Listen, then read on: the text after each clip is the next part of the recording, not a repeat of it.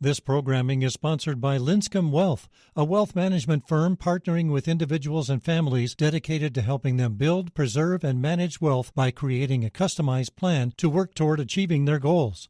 More at linscombwealth.com. This is the Engines of Our Ingenuity, made possible by the Friends of KUHF Houston. Today, guest scientist Andrew Boyd asks where lobsters come from.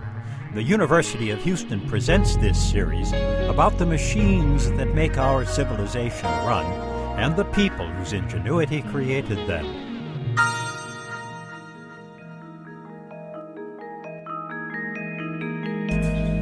Lobsters are arthropods, a category that includes ants, spiders, scorpions, and even cockroaches.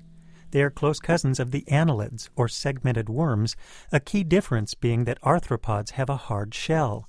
Though it covers the outside of the body, the shell serves much the same function as our internal skeleton. In the case of lobsters, it also provides protection from other sea creatures in search of a succulent meal. The problem with a shell is that it can't grow, so the lobster must periodically shed it and start a new one. The process, known as molting, is dangerous and one of nature's many engineering marvels. Trevor Corson explains the process in a wonderfully written essay entitled Stalking the American Lobster. Molting begins as the lobster's gelatinous body expels water, causing it to shrink. As the shell splits open, the lobster shuts down its 20 sets of gills and begins freeing itself from its former encasement.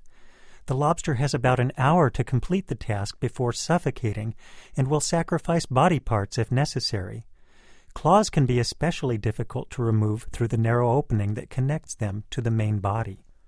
Once the lobster is free and the gills are functioning, the body swells, and for the next 5 hours the lobster secretes the beginnings of a new shell that will harden over the coming weeks.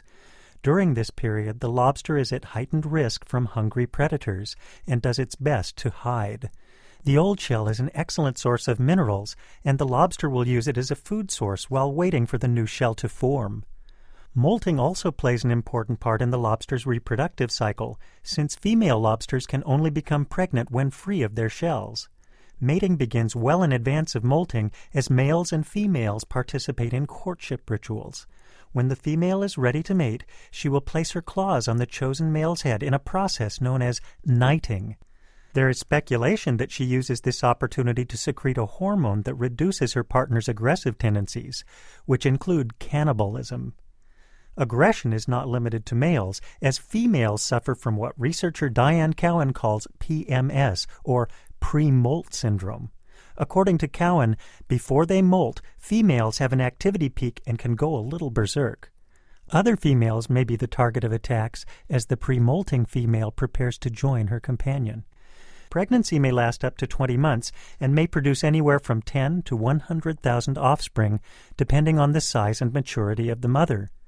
Female lobsters have the ability to retain a male sperm for several years and to undergo a second pregnancy without the need for mating. When a Maine lobsterman finds a pregnant female, he will mark her for other lobstermen, a sign that she is too vulnerable, too important to be harmed. Indeed, lobstermen treat pregnant females with an almost mystical reverence. I'm Andy Boyd at the University of Houston, where we're interested in the way inventive minds work.